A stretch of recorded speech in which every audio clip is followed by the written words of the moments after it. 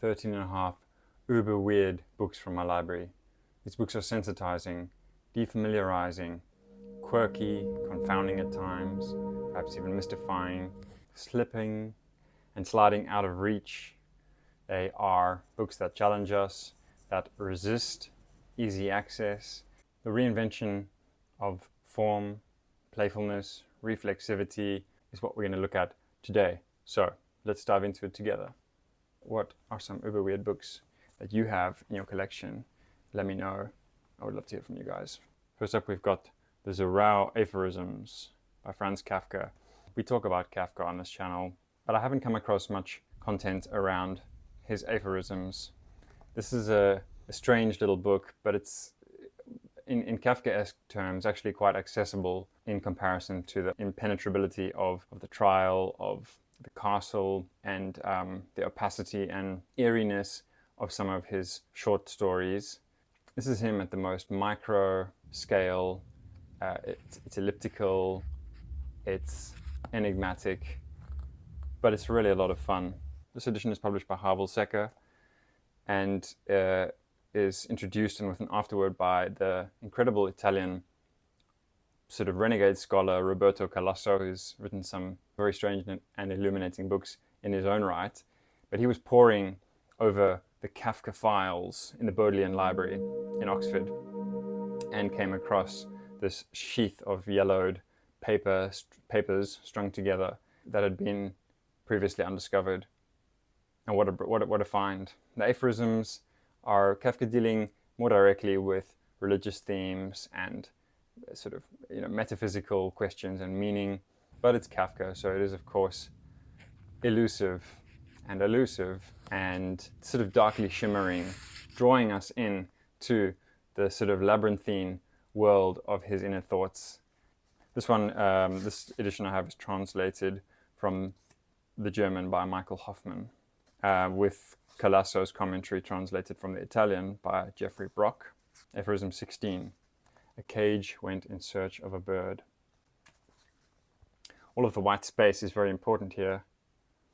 It is a silence, it is a weight, it is a kind of pressurized wordlessness that shapes these laconic utterings. Next, I've got Annie Ernaux, Simple Passion, in this very distinctive Fitzgeraldo editions. And this is a short memoir type text that really is genre defying, that plays with the bounds, the liminal spaces of fictionality and the self, of autofiction and imaginings, by writing this brief but very sort of searching and scathing personal excoriation, really, of an affair with a married man that the speaker of these words had. It's never clear whether it's a novella of sorts or whether it's just a memoir that is intentionally scrubbed from the pages of this book. And yeah, it becomes also a meditation on writing the self and on erasing the traces of self from a finished work of fiction. And she leaves more questions than answers, but it is definitely a very stimulating and unsettling read. Next, I've got James Joyce, Finnegans Wake. I've got this Faber and Faber edition with the famous portrait of Joyce on the cover by Waldemar Schwerzy. Now, where do we even start with Finnegans Wake? Well, we have to start at the beginning, of course, with this famous first sentence. River run past Eve and Adams, from swerve of shore to bend of bay, brings us by a commodious vicus of recirculation back to Howth Castle and environs. And it just goes on and on. In fact, if we skip the second paragraph and go to the third paragraph, the fall, Baba Dalga Gara Takama Minimenerok Con Bron Toner Ronan Hunt Trover Harabala Wins to Hu, and so it goes on. What is this strange conglomeration of noise? Well, this is Joyce, of course, hoodwinking the critics. He said he wanted to leave a book that would take them 100 years to begin unraveling the meaning of. But I think it's also about sound patterning, about the sonic and physical, breathings, the body, the embodied aspect of language, the breathwork of language, and the elasticity of it, and the exclusionary component of being denied access. We feel that we are excluded from this book, no matter how deep we get into it. There is always resistance, denial, foreclosure, and that is a sobering and kind of, frustrating lesson, to be continually denied, locked out. And there are people in this world historically, the Irish people historically, and many other peoples historically and today, that are excluded based on markers of their identity or their their nationality, or a myriad other ways that are often beyond their control, but that is a barrier to their access to basic human needs. And I think that if you have lived in comfort all your life, you could do worse than trying to sift your way through Finnegans Wake and to feel what it's like to be continually thwarted. Of course, it's also very modernist, right? This sense that the universe is incomprehensible on some deep innate level, and that there is inherent chaos and entropy, and that literature which neatly packages experience and ties it up with a silky pink bow might be less than a complete encounter with a representation of being. Next, we've got Samuel Beckett, The Complete Dramatic Works. Now, I'm going to make an interesting link here between Beckett and Joyce, and specifically Finnegans Wake. The young Beckett was actually, he was a kind of upstart crow of Irish expatriate literature, letters, and Joyce kind of took him under his wing to some extent. And he was actually, Joyce had very bad eyesight, especially in his mature and later years, and he wrote a lot of Finnegans Wake by dictation. And the story goes that one day the young Beckett was in Joyce's Paris apartment helping him with taking down dictation of a passage from Finnegans Wake, and there was a knock at the door, and Joyce went to go and answer the door, and Beckett just continued to take down that interruption into his dictation, into the notes, into the manuscript that he was working on. But that story is a little vague and potentially apocryphal. There's been a lot of speculation about trying to figure out what, because apparently then Joyce told Beckett that he would keep this interruption in the final version of Finnegans Wake, and there's been a lot of speculation around what that is. Is it around something like come in? There's a couple of moments in the book where come in, or a variation on that, is to be found, but it's not really clear whether it's a made-up story or whether Joyce humoured Beckett, saying, that's very innovative of you, but then later silently expunged it from the final text. There's a really great article about this whole anecdote. I'm going to leave a link to it down below. And the article is by Peter Crisp on his website, From Swerve of Shore to Bend of Bay. Isn't that a weird kind of splicing of literary figures? But we have here The Complete Dramatic Works, so of course Waiting for Godot, but there's also a lot of very short, abstruse, stripped down, spare and dark and minimalist one-act plays, often just Beckett himself on stage, dressed in all black, glaring at the audience. Again, it's very elliptical. Just really all of the superfluities, the bells and whistles are really stripped away from these.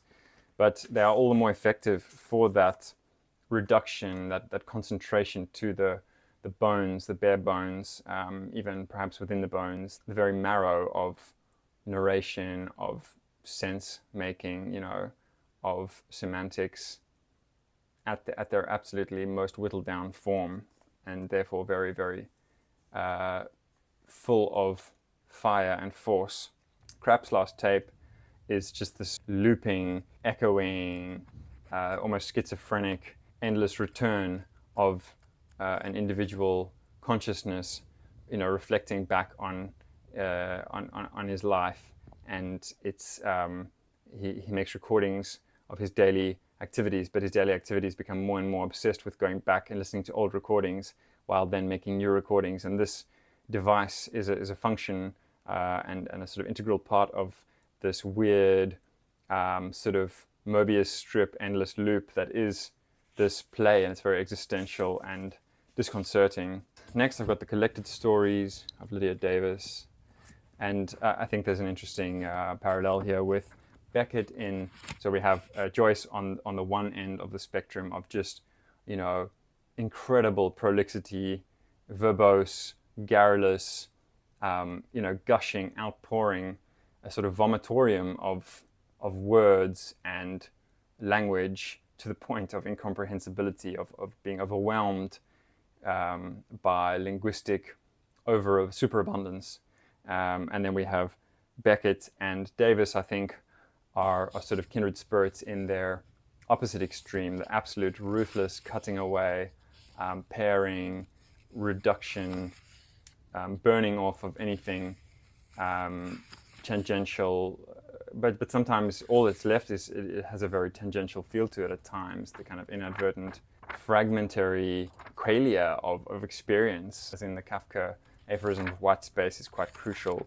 Here we go, here's an example of that. And it is about the reconfiguration, the deconstruction of expectations. You want narrative arc, you want a beginning, a middle, and an end, you want resolution and epiphany, and all of those things are quite often denied. And what you're left with is this wispy but resonant glimpse, flicker, slice of experience that I think is at times very, very effective. Next, I've got Terrence Hayes, Watch Your Language. And this is Hayes playing with the form of criticism and of the literary survey, and of the idea of canonicity. Hayes, literally sets up a survey. He plays with the very, semantics of the term survey in its doubleness, not just a literary survey, so, looking broadly at a particular epoch or the movement. So, for example, the history of British literature, that is a kind of survey that is like, linking together key authors. So he takes that idea and then he actually literally puts in sort of surveys like questionnaires in a very kooky and fun kind of way. Is Walt, the wild-haired American Orpheus, roaming battlefields in a beard of daffodils? Isn't that beautiful? All of these interesting questions, so it's very interactive. Then he also has intros to underrated Black American writers. There's also a profile of his friend and late American poet Tony Hoagland, who was a white American poet. So it's very personal, fitted to his sensibility, Hayes' sensibility. In fact, he actually has a self-portrait on the cover as well. So he's a multimedia kind of guy. Next, I've got this big format, lovely sort of physical object published by Mac. And this is Ben Lerner, the Polish writer. Now, we've talked about Lerner's poetry on the channel in other videos. I'll leave a link to talking about his poems.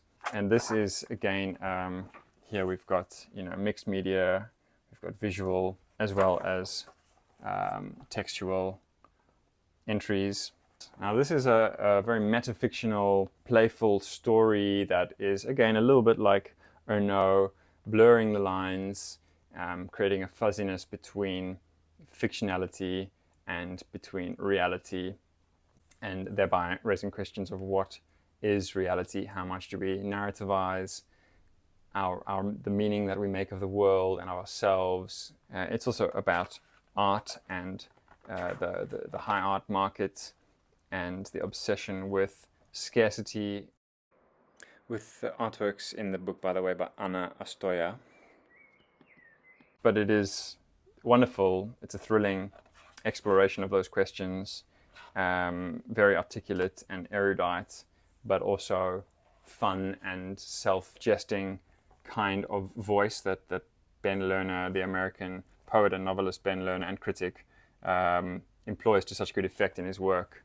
And it's just this weird, quirky, big format thing. Next, I've got Geoff Dyer, Zona. What a cool book this is. Now, this is an obsessional, extraordinarily detailed, close reading and analysis and living with, in the blood, in the bones, in the DNA of another work of art. So it's ekphrastic in that sense. And this is Geoff Dyer's obsessional book about Tarkovsky's film Stalker. So Tarkovsky is a darling of art house filmmaking, slanted and spooky and exploratory and kind of destabilizing the norms of cinema. And in many people's eyes, Stalker is his masterpiece. It is a wonderful and disturbing film. I also really like Solaris, which is his own strange and existential variation of sci-fi.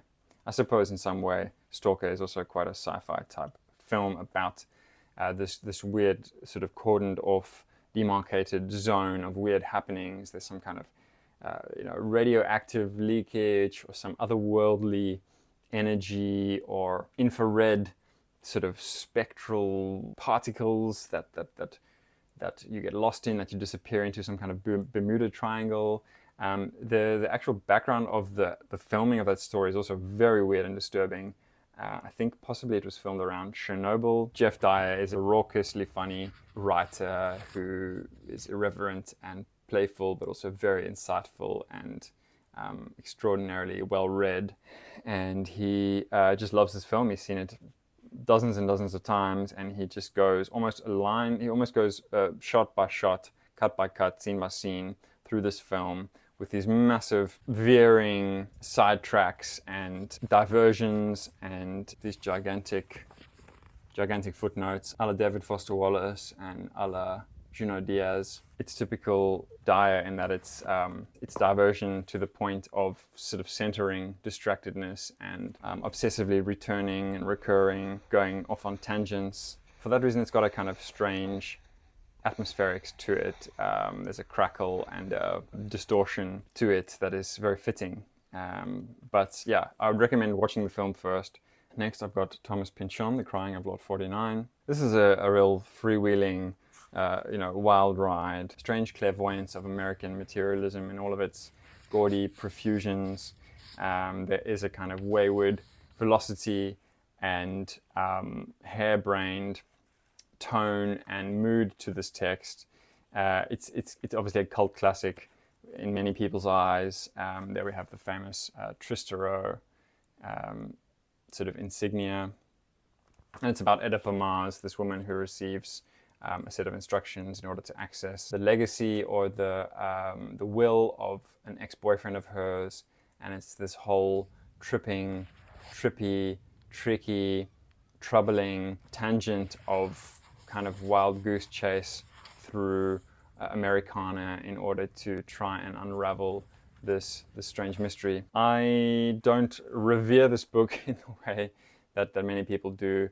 I like the intertextual stuff, and some parts of it were very funny. This kind of faux history of this shady organization, and some of Pynchon's lines are just unforgettable, like his eyes weighted at the centers of their webs. I'm the projector at the planetarium. The National Automobile Dealers Association, aka NADA, just this creaking metal sign that said NADA, NADA against the blue sky. I used to wake up hollering. And yeah, I think there's this sense of meaninglessness of contemporary America and the kind of vacuity and the void at the heart of all of this external profusion of materiality and products and advertising. So it's very prescient, considering that was published in the 1960s. Next, I've got Third Policeman by Flann O'Brien, and this old Picador edition. This book is hallucinogenic. It is wobbling and weird and dreamy and nightmarish at times, and this kind of strange feedback loop of psychic disturbances with a very sort of seemingly banal premise of the story about a sort of, a guy on a bicycle and a country policeman, and it's just this quite pastoral and parochial setting, but with this, like I say, this strange psychedelic undercurrent that is just, you can't really describe it. It's also got long, rambling, discursive and divergent footnotes. It's a recurring theme there, but very, very funny as well. Then I've got Federico Garcia Lorca Selected Poems, in this Penguin Classics edition. This one is published, this one is translated with an introduction and notes by Christopher Mora. See, I got it at the good old Shakespeare Company in Paris. We've got here corresponding originals in Spanish on the left hand on the inside page, and then the English translations. And Lorca, he just brings duende to poetry, and that was his own term, duende, this kind of violent, dark, creative force that is unbounded, that is volatile, that is untamable, something of the id perhaps in there, this creative impetus, inspiration, enchantment that one draws upon to create memorable and resonant works of literature or music or other art forms. He's very surreal, and I really love the poems in which he went to New York, I think in around 1922 or in the early 1920s, and he was just horrified by the alienation and the rat race of this big concrete jungle, this cityscape, the impersonal and diminishing dimensions of it. Next, I've got an Amsterdam-based performance artist, Irina Baldini, and this is published by an Amsterdam publisher, Forbid. I actually did some editing work for one of their poets a couple of years ago, and this is a book of really playing with media formats, QR code, there's hyperlinks, journal entries, juxtapositions, jump cuts, and I think it's mimicking in a way, textually and formally, the wild rhythmic extravagances of experimental dance forms. It's divided into dialogues, contemplations, narratives, quotes, records, reports, images as score, scores, points of reference, and transcripts. It's very intertextual, very much in dialogue with literary theory and explorations of embodiment and ontological questions. Next, I've got I Love Duck. I'm going to say I don't really know how it works with YouTube, if they would ban this video if I say the title of this book in full repeatedly. You can have a look there for yourself. I don't mean to be milquetoast about it. It's just that I don't have a lot of time to go into a whole wrangle about strikes against my channel for obscenity or something. But there you go. You get the drift, or you can work out what the title is there.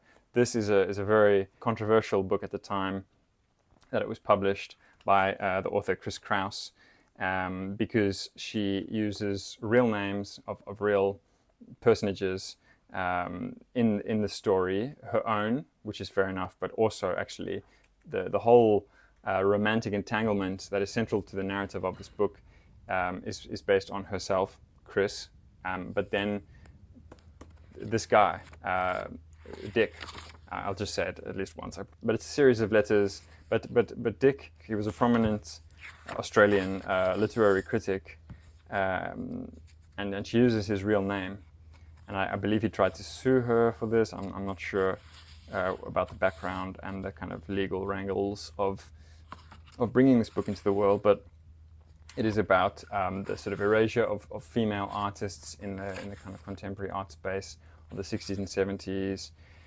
and reclaiming of that silencing. It's got a lot of theorizing and disembodied philosophic talk. I'm going to talk about two that I haven't read.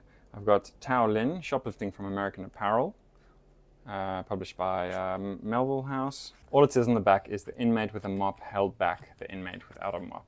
Isn't that classic, American cinematography? So succinctly described.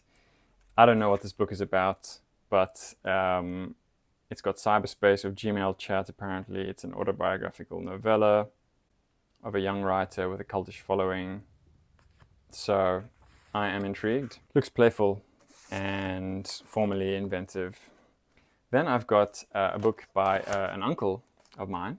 We've got Allerzielen. This is a pseudonym. And I actually thought that this book being in the box was a part of the narrative. I thought it was a part of the story. I thought the story had some search for some, box of documents in it. I was having a conversation with him not so long ago, and he actually told me that this was just the form that he sent it to publishers in. And we laughed about that, but then he said he might incorporate into the second volume of this, of these interlinked stories, that he might actually, start to play with that form a little bit. But I just like to have this early manuscript edition in this box, and it is a weird story. It's about a group of people in a small Dutch town who are trapped inside a church, and the whole of the Netherlands and possibly the world is flooded. So there's something dystopian or post-apocalyptic about it. And yeah, it's about the constraint of, okay, how many bottles of wine and how much, unleavened bread do we have to sort of scavenge on, and can we, capture a few pigeons and roast them, using the sacrament or whatever. It's obviously playfully sacrilegious. There's some kind of disaster, ecological disaster, and then these figures are trapped and have to kind of survive in obviously in this ironic sense of being in this church. Maybe it's there's an echo there of the Ark, of Noah's Ark. So yeah, I thought I would just include it there. And then I've got this is the half, by the way. We've got to the end and this is the half. This is not a book per se, it's a kind of literary object by Tom Alexander. It's called Uliet. And you actually have to use this magnifying glass to decode this and kind of sneakily sort of with a kind of sleuthiness, try and decipher what is going on. There is a text imprinted on the inside of this object. So kind of trippy interface, but I thought I would include that there. So yeah, those are the 13 and a half uber weird books. Thank you very much for making it all the way to the end. What are some uber weird books that you have in your collection? Let me know. I would love to hear from you guys.